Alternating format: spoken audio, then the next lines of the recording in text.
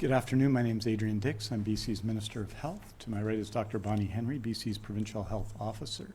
This is our COVID-19 briefing for British Columbia for Monday, August the 10th. We're honored to be here on the territories of the Lekwungen-speaking people of the Songhees and the Esquimalt First Nations. Tomorrow, Tuesday, we'll be providing a written report, as we will Wednesday, on case counts and other relevant issues with COVID-19 in British Columbia.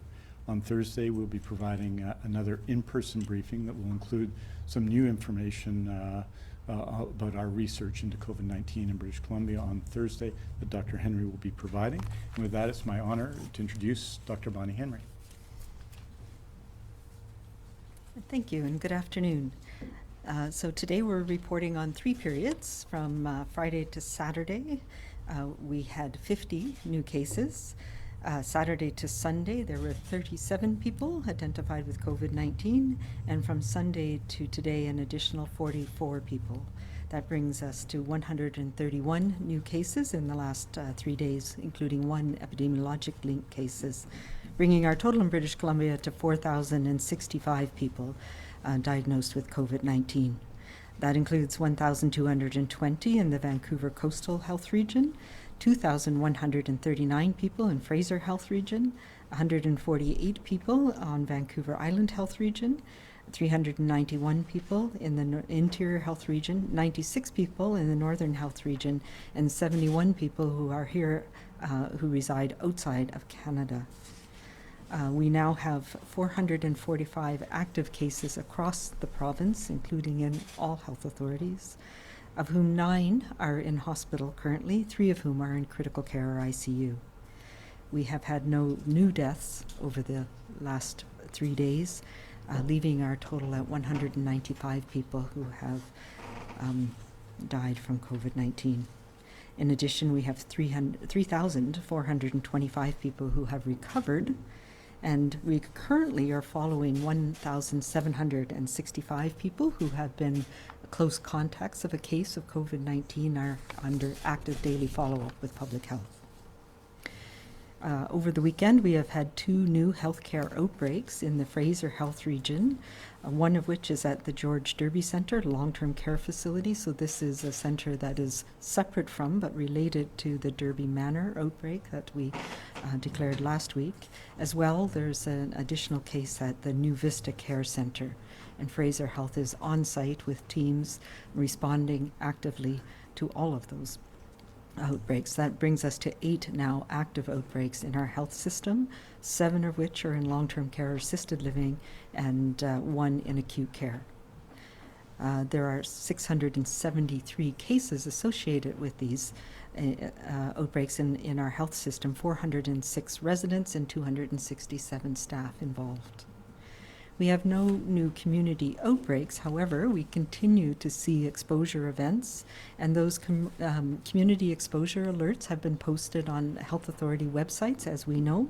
There have been a number of new locations over the past few days, and a number of new flights where people who have had COVID-19 have been on board coming into and out of British Columbia.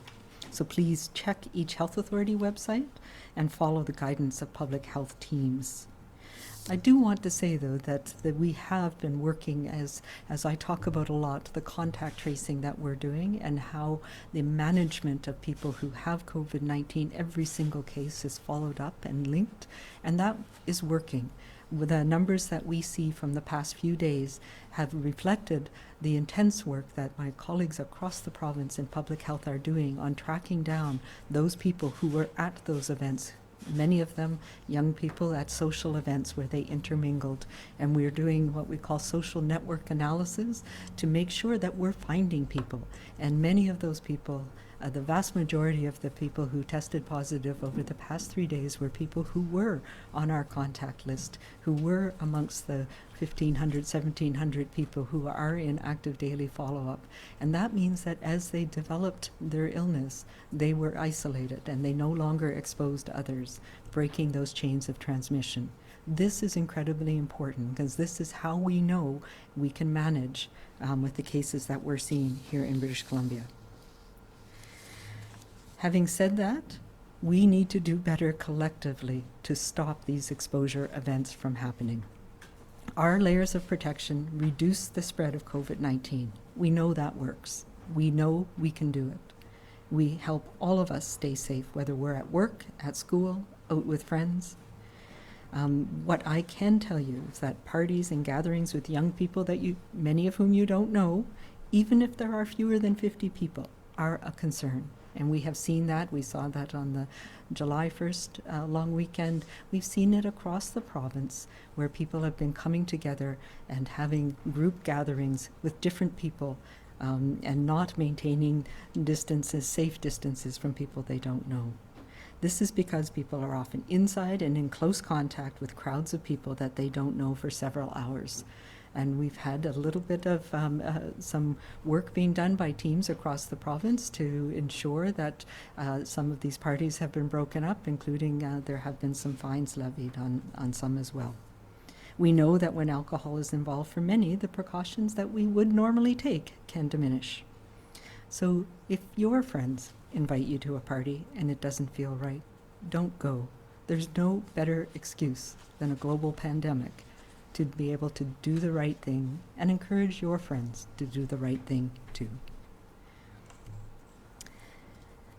As well, we need to remind people that these are there, these guidance and these documents, these orders that are in place are for all of our protection and for protection of our community here in BC.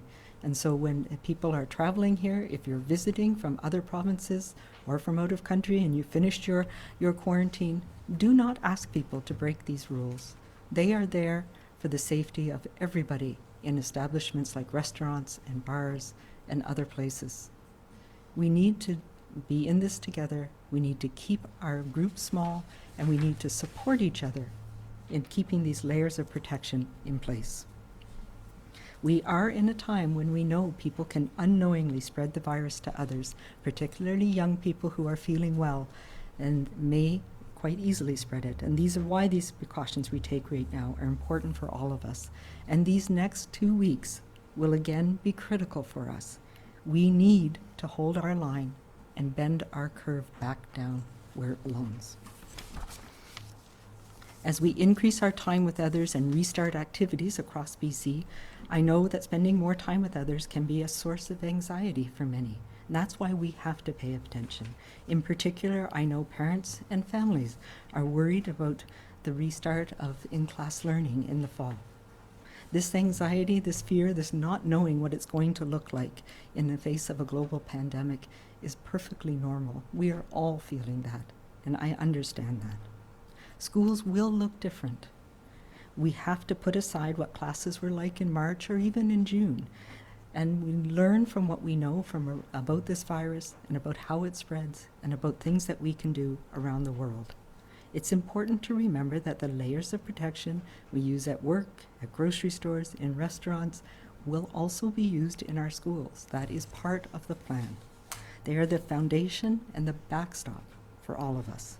Limiting the time with others, using one-way pathways, cleaning more, washing hands regularly, and always, always, always staying home if we're unwell are important measures that will be used in our schools every day.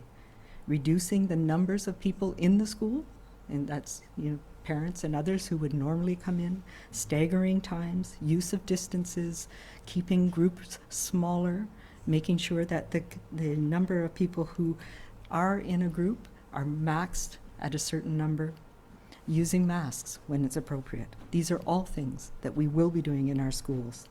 But we need to come together locally and make the framework that we've given out work for all our children in our local situations. And that work is being done now, and parents can be involved in that. The Back to School plan has been developed to ensure that these layers are there. Like for every other sector, we've worked with the Ministry of Education, with teachers, with parents, with school districts, to have a framework that every school then needs to adapt to its own situation, its own community. And that is what is happening now. Each school and school district is now taking the overall framework with the guidance in place and applying it to their schools. This will ensure the layers of protection are there from the first day to the last day of the school year. You will see such things as staggered start times, staggered recesses and lunches. And we talk about the layer of learning groups. That means that it may be that 2 or 3 classes all start at the same time and have recess at the same time. It doesn't mean that all of those children will be intermingling every day. It means they may go for recess at the same time, but they'll be in different areas of the schoolyard. We will be looking at the important innovative things that teachers and parents and schools have been thinking about outside classrooms, about how they can increase ventilation, how they can safely have smaller groups, and how we can have physical distancing, and in particular making sure that we're not having physical contact on a regular basis, particularly for young children. So each school district and school will be developing their own COVID safety plan within the framework, and that's what parents and teachers and the rest of us will be looking for in the coming weeks. We need to work together, and we need to use all of those great ideas that are out there to make sure that this is safe. It is that important for our children and for the future that we are able to manage this and make sure that our children get what they need in their education system coming into the next year, because this virus is going to be with us, and we need to be able to manage it and support our children. COVID-19 has created incredible uncertainty and concern, and all of us feel that. But let's not forget, we have shown how to slow the spread of this virus, and we know we can keep our communities safe. It's about monitoring closely, doing our part to minimizing the risks, managing the number of new cases, and that's something that we do in public health with you, modifying our actions as needed.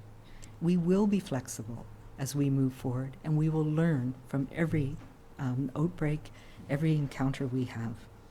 This is what will keep us safe and protect the people that we care for, and protect those most at risk, particularly our seniors and elders.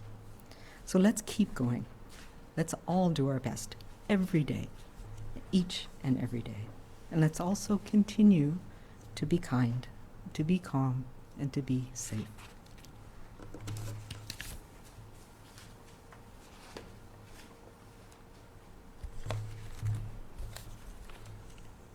Thank you very much, Dr. Henry, and of course we are gratified that over the 3 days of the weekend no one has passed away from COVID-19. We remember the 195 people who have passed away since the beginning of the pandemic and their families. And we note that there are fewer people hospitalized than there were on Friday. I think that's from 11 to 9. There are fewer people in critical care than there were on Friday. And yet, there are, of course, more cases, 131 more cases over the last number of days. And this is the circumstance and this moment in the pandemic that we're in that Dr. Henry, I think, has just described very well. It's a moment in the pandemic where we've reduced the number of people passing away from COVID-19. As an example, 8 people have passed away in the last 4 weeks in British Columbia, and we mourn them. 48 have passed away with a smaller population in Alberta, and 272 in that time in Washington State. And that just tells us a little bit about the nature of the pandemic in these different places, and that everyone in those jurisdictions, as here, are struggling with their specific circumstances. And our specific circumstances include, as you can see by the case numbers and how they've been described and how they're shown on the BC CDC dashboard, which goes out every day, is relatively speaking younger people testing positive for COVID-19. And when we talk about younger people, we're talking about people between 20 and 39. And so I think it's not fair to describe or ascribe all that to youth. There are people in those categories with lots of experience who are struggling with this. Nor is it fair, and we don't do this, to blame those who have tested positive. There are people who may have gone to parties that didn't test positive, that aren't sick, and their circumstances, and the circumstances of those who are, should be the subject of care and not the subject of scorn. But that said, we do need to continue, and as we've noted before, to take action, the very actions that are required. Some of that will require enforcement, and you've seen some of that over the weekend. Some of that will require all of us reaching out to the people we know, and some of it will involves our individual actions, our saying no to going to private parties of a sort where we don't know everybody, and saying no to organizing such parties. And I think that's something that we can help each other with in the community. And to do that, we are and will be finding people on social media and influencers. But I want to say to everyone out there, we are all influencers. And we can all influence the behavior of ourselves, first of all, but of the people around us, and how we behave, how we say no respectfully to behavior that is unwise in the context of a pandemic and goes contrary to the advice of Dr. Henry, is an important way that all of us can participate in stopping the spread. Today I'll be providing my weekly update on PPE. To recap our cumulative totals from March to last week's report on Tuesday, August 4th, the following PPE has arrived in BC. Just over 6 million N95 or equivalent respirators. That's 5% of which comes from the federal government's bulk procurement. 36 million surgical masks or procedure masks. 2,400,000 pieces of eye protection, including goggles and face shields. 75 million pairs of gloves. 4,700,000 gowns. Many of the items I just listed are in our ongoing testing processes to make sure product meets or exceeds safety requirements being used in BC's healthcare system. Today I can tell you that over the last week, since my last update on Tuesday, August 4th until yesterday, we've received the following. 41,437 N95 or equivalent respirators, 6 million, that's 6,253,750 surgical or procedure masks, 2,145 pieces of eye protection, 977,950 pairs of gloves, and 871,950 gowns. We'll of course continue to source and test our PPE and are working hard to pursue any and all credible leads for safe and effective product, as well as working with the private sector and other jurisdictions in Canada, including the federal government, to develop domestic suppliers. In closing, I want to say this, that our task this summer was to renew BC without rebooting the virus. Our number of new cases is climbing, and it's climbing to levels that we haven't seen in a number of months. The number of people now in self-isolation is disturbing. While some increase was expected, each of us knows our numbers are too high. And we probably think that 10 is too high, but certainly approximately 44 a day is too high. And that by doing so, we have the potential of undoing the work we've all done. And that while people may think that these things aren't linked to vulnerable people, in fact, we know that they are. There are about 150,000 people who work in our healthcare system, 47,000 people who work in long-term care. If there's more community transmission, inevitably, it's going to affect people who work in healthcare, who work with some of our most vulnerable people in societies. And that's why we have to make sure we're still 100% committed when it's just us, out by ourselves buying groceries, stopping in at a coffee shop or running errands in local stores.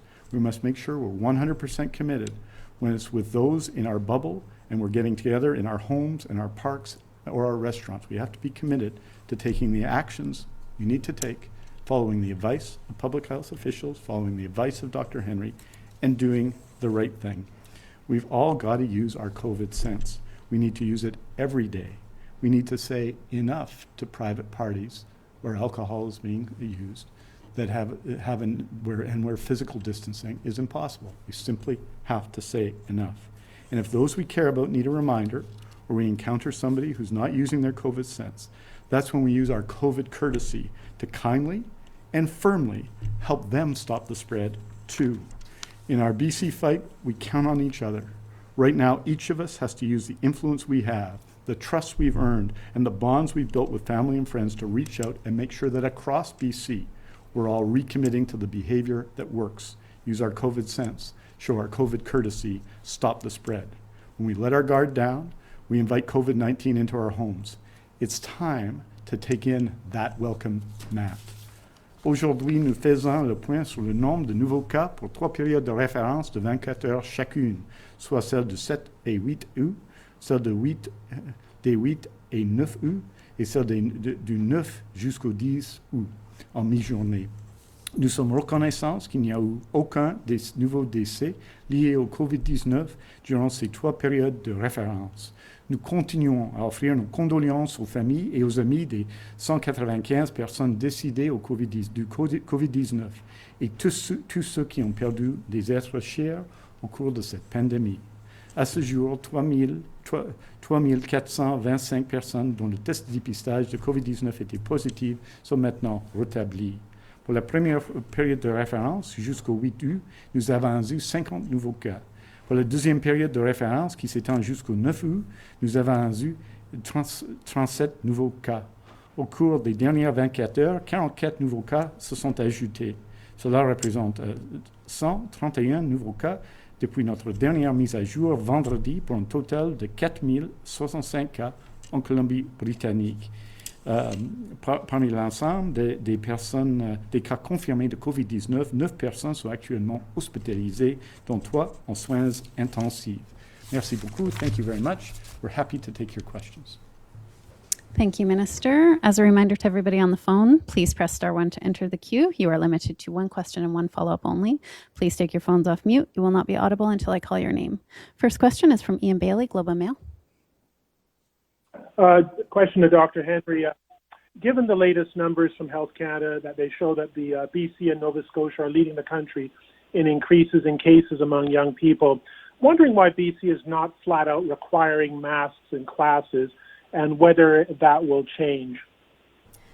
Yeah, I'm not sure I see the connection between the young people in their 20s and 30s who we're seeing now contract the illness and wearing masks in classes. And I will say that none of the provinces have required masking of all students in classes. And there's very little evidence that that is a measure that's going to protect people. We know that there is a place for masks. They are the point, the end of our hierarchy of controls, the layers that we need, the least effective of the layers that we need. So I absolutely believe there's a role for masks in places in our school setting, particularly for teachers and administrators when they cannot maintain distances in particular.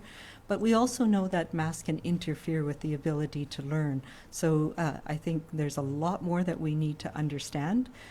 But right now, the role of masks in our schools will be in those settings where we cannot maintain physical distancing within things like hallways sometimes and settings like that for older children. So that's what we will continue to do. And we'll continue to evaluate and reevaluate and learn as we go. Do you have a follow-up, Ian?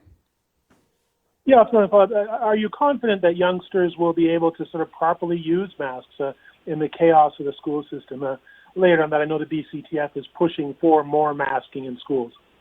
Yeah, so I think that's one of the things that we need to do right now is socialize the use of masks and help our children understand where and when they use them and how to use them properly. And that is something that I know young people in my life were working on, and it is a challenge. And certainly, to think of particularly a young child, 10, 11, 12, sitting all day in a classroom with the mask on is probably not realistic.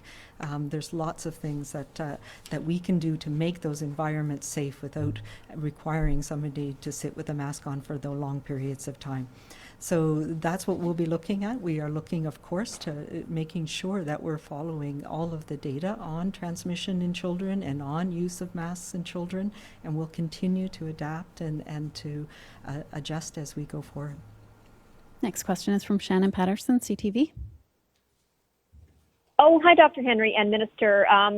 I don't know if you saw the story about the party bus on Saturday that pulled up to a bar on Granville Street, and dozens of people piled out trying to get into a bar. The bar said no. The bar wouldn't let them in. But do you have concerns that these party buses are still running, that this type of activity is still happening, and that I spoke to an industry rep who said they're still having issues with people following the rules at bars and nightclubs? I know, and I've heard from that from restaurants that I go to, and you know what we reiterate is the importance. These are measures that are in there to protect all of us, and we should not be putting staff and people who work in those settings at risk, which is what we do. And we have modified the orders to make sure that we can support those venues in standing up when people are asking them to break those rules, because it will cause the business to be shut down. The businesses can be fined. So we need to all understand that these rules are in place for a reason, and we do have orders that apply to restaurants and pubs and nightclubs. And you know, party buses, if they're all people that are part of your social bubble, then and they're smaller than 50, maybe it works. But I still have concerns about that, and I know both WorkSafe and our bylaw officers and our public health inspectors are working together to support businesses in being able to make sure that they are effectively able to deal with this. But we all have a responsibility to not try and put people in those impossible and dangerous situations. And that's where we need to collectively talk to our friends about what is appropriate behavior or not. And I mentioned it again today, asking restaurant owners or pub owners or nightclub owners to break the rules is just not appropriate. Do you have a follow-up, Shannon? Yeah, on a different topic, the production of The Good Doctor, the television show, has been halted over a disagreement about how many times the crew should be tested.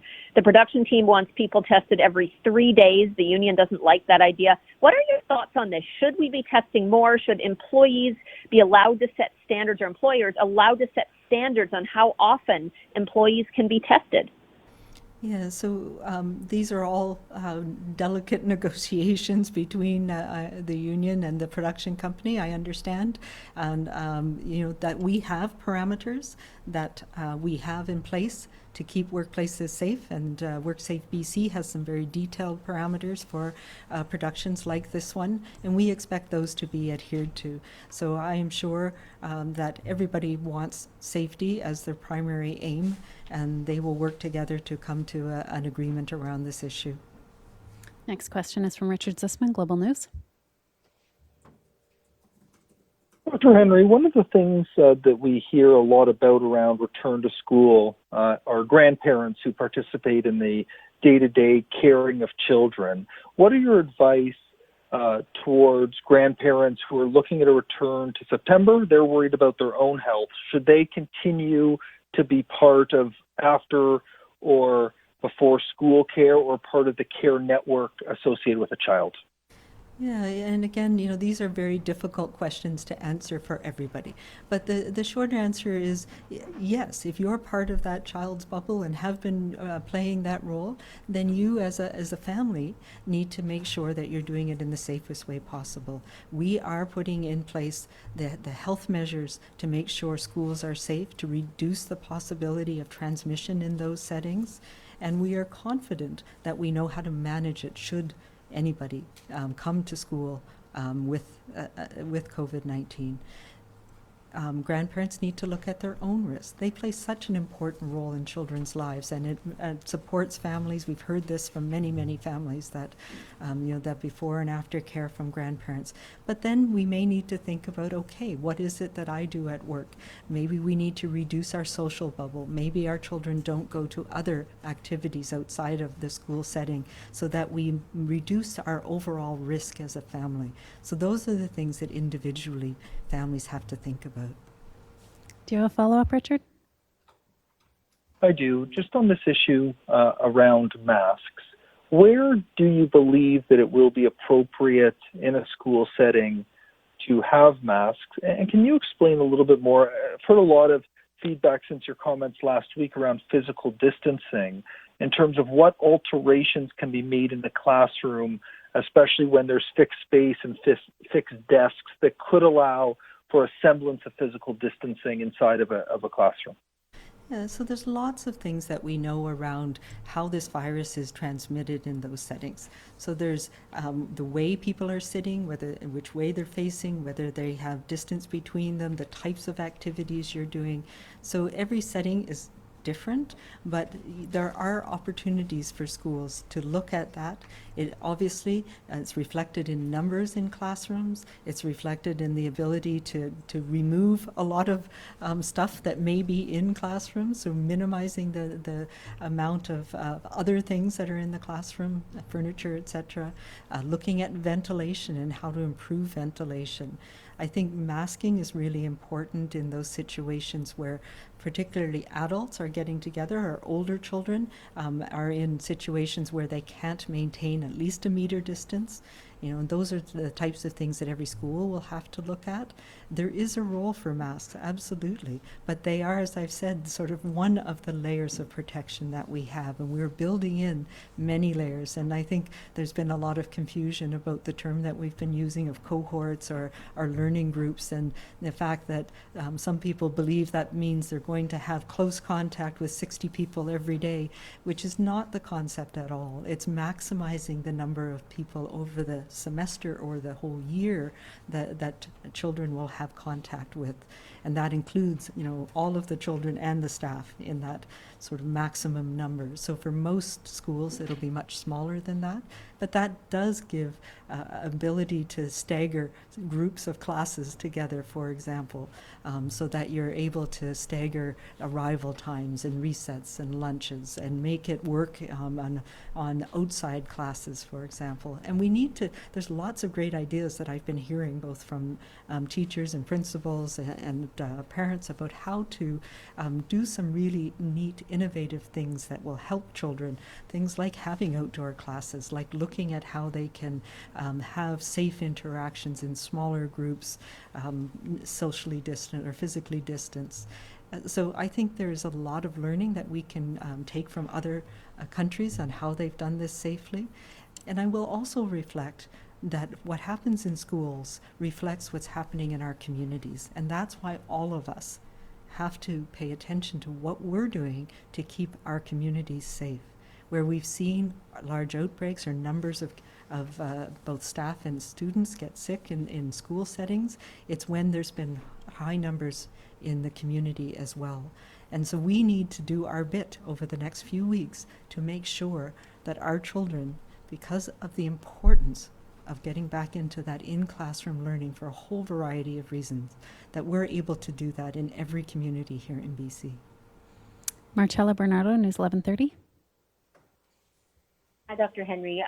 Just in keeping with what's happened in recent weeks with large parties, now that 3 Vancouver police officers have tested positive for the virus after breaking up a large house party downtown, and it's obvious that these gatherings are still happening, do you believe enough is being done to stop them? And what more can be done to ensure your public safety orders are actually being enforced? Yeah, I know it's very challenging, and as you know, we always start with the carrot versus the stick. And I continue to believe that if we tell people why it is so important, and we put in the parameters where we know things are going wrong, and we've seen that we've had more enforcement in those settings that we have control over, and we do know that law enforcement and bylaw officers, the order around 50 is something that can lead to fines, and in addition to nuisance behavior and noise complaints and other behaviors. So I know my colleagues in public health are working with their municipal and public safety communities to put together approaches that help support us stopping these types of gatherings that put our whole communities at risk. Do you have a follow-up question, Marcella?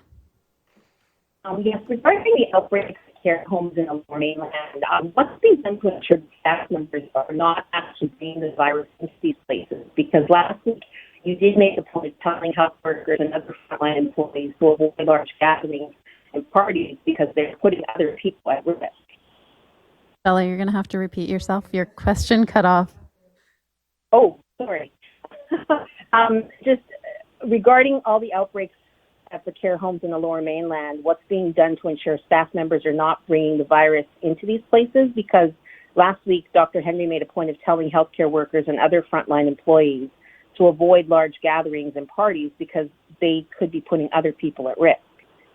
Yeah, and that is something, I will say that all of the newer outbreaks that we've had have been identified with a single case, which tells us that we're catching things earlier. And there are screening protocols for every healthcare worker going into every setting every day, and those are helping. And we are also identifying people who are contacts. So some have been related to social events, but we also know that there's been workplace outbreaks that we've seen, particularly in the blueberry packing facility, for example.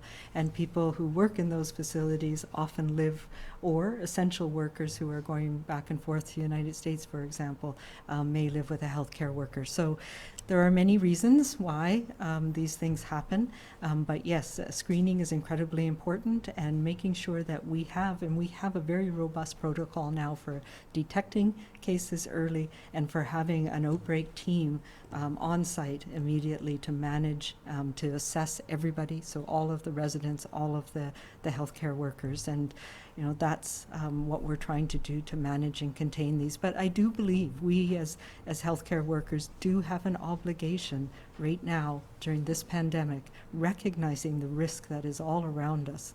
We're looking at jurisdictions all around us, and it's not surprising that we are being affected as well. But we need to make sure that we're keeping our families and our colleagues and the people we care for safe. We've known from the very beginning that the people we are most likely to transmit this virus to are the people we're closest to. And that means we have to take extra precautions when we're working with people who are at such risk as our seniors and elders in care homes. Next question is from Rochelle Baker, National Observer. Hi there, can you hear me okay? Can you hear me okay? Yep, we can hear you. Okay, great. Thanks for taking my question. Dr. Henry, again, a return to masks in the classroom. The BCTF has expressed some concerns, regardless of confusion around the cohort model, that even the typical class size of 30 students or so would be very difficult to ensure any real sense of physical distancing between students. Some parents and teachers with that in the backs of their mind are talking to us about they would love to see masks mandated in a classroom situation. The Canadian Public Health Officer made recommendations around children 10 and up wearing masks. Children do go home at the end of the day to their families, some who may be immune compromised and whose parents perhaps work in the wider world. Is there not a role for masks in the classroom as an added layer of protection? So as I've said several times, there is a role for masks, and there is absolutely permissive roles for children to wear masks. We know, though, that masks are the least effective part of our layers of protection, and we will be building all of those into our school system to make sure that we can have safe and effective education of our children in the best possible way, given that we're in a global pandemic.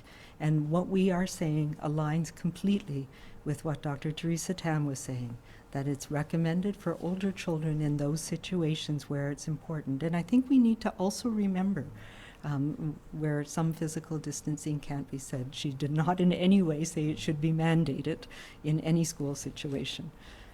So we also have to remember, as I've said, that it's what happens in the school reflects what's happening in our community, and that's why it is so important for all of us, to continue to do what we need to do to prevent transmission of this virus, and for us in public health to keep doing what we are doing and in actively managing the cases. We know that this virus is circulating, and in young people, particularly in children, they can have very little symptoms, they can have very mild symptoms. So we need to be able to manage those effectively in every situation in our community. We're doing it through this summer with daycares and summer camps. We will continue to do it in schools to make sure that they're safe and that our children get what they need, which is so important. Next question is from Keith Baldry, Global News. Hi, Dr. Henry. Thanks for this. Just sort of continuing on the whole bar situation. The Canucks are in the playoffs. The NHL playoffs are about to be televised. We've got a long history and tradition of very crowded bars of people, particularly in downtown Vancouver, watching these games. How difficult do you anticipate it to be for basically authorities to police this type of behavior when we're seeing it even before the playoffs start? Well, I was very happy to see the Canucks, and just lamenting to my colleagues who are Leafs fans. Sorry. But you know what? This is the year where we can celebrate the Canucks with our close friends or outside on a patio with a small group. And we can do that in broad places all over the province rather than just small crowded places here and there. And we need to bear in mind, as we've just talked about, that bars and restaurants have restrictions in place for the protection of all of us, their staff and the patrons, so that it's safe for all of us to go to work, for people to enjoy their time there. And they will be, I am sure, looking at how they can safely maximize small groups of people in those settings to celebrate if and when the Canucks keep going. But let's do it together. Let's do it with our best friends in a small group outside. And, how often can we celebrate hockey playoffs in the summer? So let's make it a special time this year to do it outside with our small groups of friends. Do you have a follow-up, Keith? Yes, back to the school situation, some statistics up from the United States, I think it was today or yesterday, show a 40% increase in the number of COVID-19 infections amongst children, which is obviously quite high. Does that give you any pause for thought or re-examining what's going to be happening here? Yeah, and this reflects, and I've read that study in some detail, and it does not surprise me. It concerns me immensely. I will also say that that's still very low numbers. So the percentage of children who are ill and who get this virus is still much less than their respective proportion in the population. And we see the same thing here. We'll be presenting some more information on that. But what it does is it reflects what I've been saying, that schools and transmission in school settings are a reflection of what's happening in your community. And we know that in many communities across the U.S., there is still very high levels of community transmission with thousands of cases a day in many communities. And when schools open without having safety measures in place, which we have seen in many communities, then they can become a place where transmission happens widely. Even in those situations, though, what we've seen is when the school identifies people, they identify people who are positive, they remove them from that situation. And there's a couple of examples in the state of Georgia, for example, where the schools have closed for a short period of time. They've isolated the contacts and then they've reopened. So it is something that reflects the challenges that are going on in communities across the U.S. and why I'm so insistent that the importance of education and the education system for supporting children, whether it's social supports, psychosocial supports, access to medical care, access to food, access to all kinds of supports in our classroom system, is dependent on all of us continuing to do what we're doing to keep our numbers low, to keep that transmission low, so that it is safe in all of our communities and we can open our schools and support our children. We have time for one more question this afternoon. For any reporters that didn't get to ask a question today, there will be a statement released shortly for recommendations on protecting families and communities and for access to provincial guidance on COVID-19. Visit bccdc.ca. And for non-medical questions about the province's COVID-19 response, visit gov.bc.ca/COVID-19. Last question is from Tanya Fletcher, CBC. And Dr. Henry, if a student or a staff member tests positive for COVID-19 at school, can you elaborate on what the protocol will be for that learning group? Like, will everyone, say up to all 60 of them, have to go into isolation, or will they simply be told to monitor themselves for symptoms? And if we could get an answer in French as well on this, please. Thank you. So again, this is the work that we do every day. We did it in June, where we had a couple of staff in several schools test positive. So it will depend on the situation. So it depends on when and where. If it happened when they had not been in school during an infectious period, then no, there might not need to be anybody who's self-isolating. If it happened where there was exposures to many other children, so an assessment, a risk assessment is done, and a case investigation is done by public health.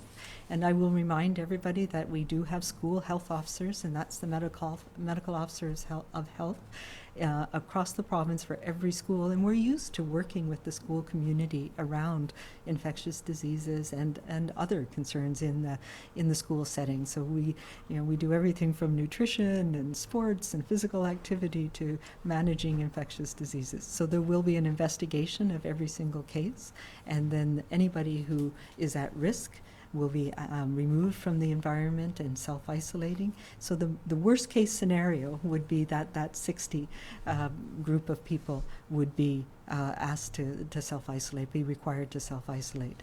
And we need to have some flexibility in case something like that happens. But it's much more likely that the unit of learning is still going to be classroom-based, and those will be smaller units.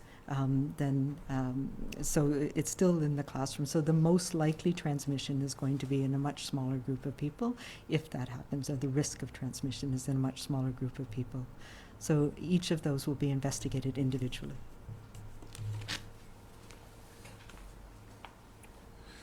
Oui, merci beaucoup. C'est en effet le travail qui fait nos officiels de la santé publique quotidiennement pendant cette pandémie et aux autres temps aussi. La réponse, ça dépend de la situation, bien entendu. On a ouvert toutes les écoles en Colombie-Britannique au mois de juin. À peu près 200 000 étudiants ont participé et la majorité des enseignants, des professeurs aussi. Il y avait 2 cas dans cette situation, mais pas vraiment liés aux activités à l'école, et on a répondu d'une manière normale pour la santé publique. Donc, il faut reconnaître d'ailleurs que chaque école en Colombie-Britannique a un officiel de la santé publique qui travaille avec cette école. Et donc, c'est un travail normal de la santé publique. On va continuer ce travail, bien entendu, à fond pendant cette période de pandémie. That's all the time we have for today. Thank you, everyone.